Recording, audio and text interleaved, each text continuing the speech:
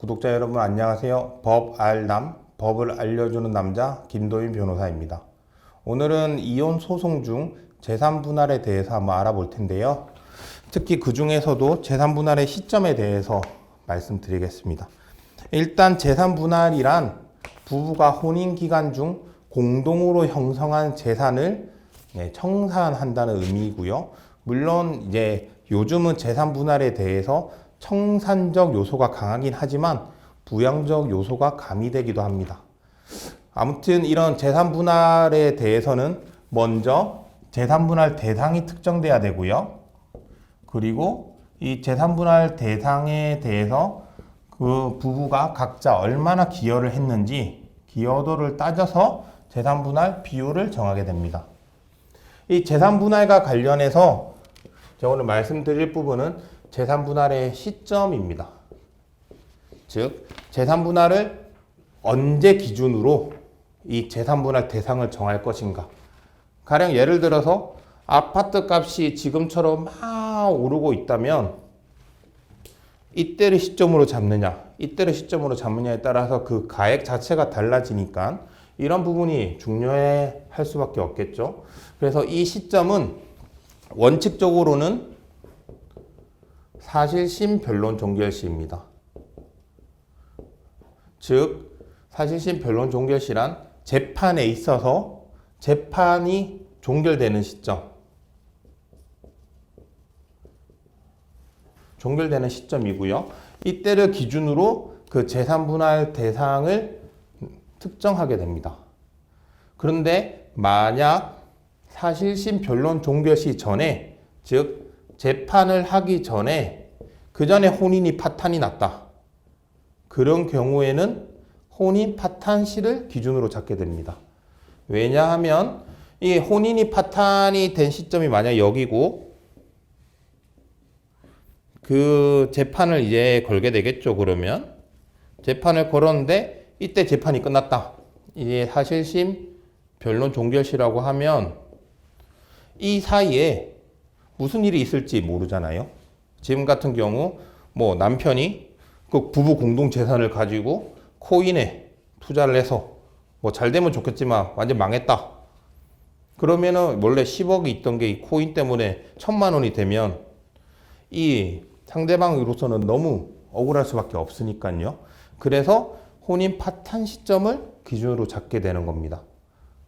그런데 또 다른 예외로 이 혼인 파탄시를 잡기도 하지만 이 혼인 파탄시 이후의 재산에 대해서 그 전부터 기여한 바가 있다면 아니면 혼인 파탄 이후에 뭐 상대방이 취득한 재산이라 하더라도 그에 대해서 그 이전에 기여한 바가 있다면 이러한 재산은 재산 분할 대상에 포함이 된다고 이 판례는 보고 있습니다. 이 사례가 이 재산 분할 시점에 대해서 충분히 말씀드릴 수 있을 것 같은데요. 뭐 제가 간단하게 말씀을 드리겠습니다.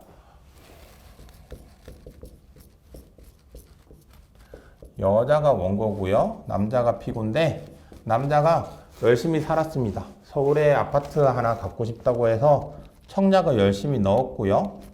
이 청약을 넣다가 이 여자를 만나서 결혼을 하게 됩니다. 그 와중에 1년 만에 이편한 세상이라는 아파트에 청약이 당첨이 되고요. 이때 이 시기가 2015년 7월 3일입니다. 2억 7,500만 원의 공고 계약을 체결했고요. 이후 2017년 10월까지 계약금, 중도금, 기타 발코니 확장 비용까지 해서 총 1억 9,371만 200원을 납입하게 됩니다. 근데 이게 뭐 잘 지내면 참 좋았을 텐데 혼인이 파탄나기 시작하고요. 그래서 2018년 3월경 잔금을 지급하게 됩니다.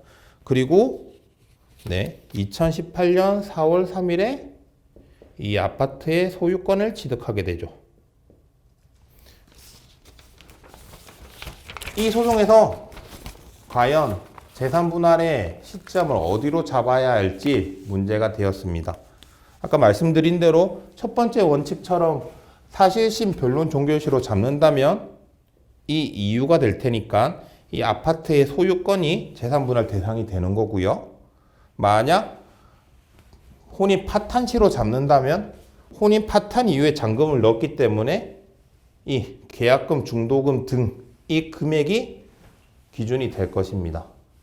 이에 대해서 우리 원심은 이미 파탄 이전을 기준으로 해서 이 돈 1억 9,371만 200원이 재산분할 대상이 된다고 판시했습니다. 즉 혼인 파탄시를 기준으로 잡았기 때문에 그 이후에 들어간 잔금은 이 남자가 본인의 노력으로 넣은 거고 이 여성은 이 잔금과 소유권을 얻는데 별다른 노력을 하지 않았다고 본 거죠. 하지만 우리 대법원은 원심의 판결을 뒤엎고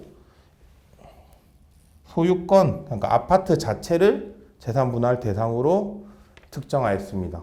그 이유는 이 혼인 파탄 시점 이전부터 계속 부부가 같이 이 아파트를 마련하기 위해 노력을 해왔고, 물론 이 잔금은 파탄 이후에 들어갔지만 이 잔금을 넣음으로써 이 남자가 아파트 소유권을 취득할 것이라는 것이 예정되어 있었기 때문에 이 아파트 자체가 재산분할 대상이 된다고 판시하였습니다. 이 판결에 대해서는 사실 조금 논란의 여지가 있을 수 있습니다. 만약 남자가 이 혼인 파탄 시점 이후에 이 아파트를 취득하지 않았다면 어떻게 되는 걸까? 이런 의문도 좀 남고요. 그리고 이 잔금이 과연 어디에서 나왔는가? 이 잔금을 혼인 파탄한 이후에 여사 쪽에서 나온 게 아니라 남자가 100% 넣었다면 과연 이 소유권 취득에 있어서 이 여성분의 이 원고에 지분이 있다고 볼 수 있는가라는 좀 비판이 있고요. 물론 이렇게 판결을 하는 경우에도 재산분할 대상은 포함이 되겠지만 그 기여도에 있어서 이거를 조율하기 때문에 결론적으로는 그렇게 크게 벗어나지 않는 판결이 나올 것입니다. 이렇게 재산분할 시점에 대해서 알아보았고요. 다시 한번 정리를 해드리면 재산분할에 있어서 시점은 원칙적으로 사실심 변론 종결시이지만 만약 그 이전에 혼인이 파탄이 났다면 혼인 파탄 시점이고요. 그런데 혼인 파탄된 이전 또는 이후에 이 재산 형성에 기여한 점이 있다면 이 혼인 파탄 이후에 재산 형성에도 이 기준이 될 수 있다. 이 사례와 같이 이후에 형성된 재산이라 하더라도 재산분할 대상이 될 수 있다는 점입니다. 이상 이혼에 있어서 재산분할 시점 말씀드렸습니다.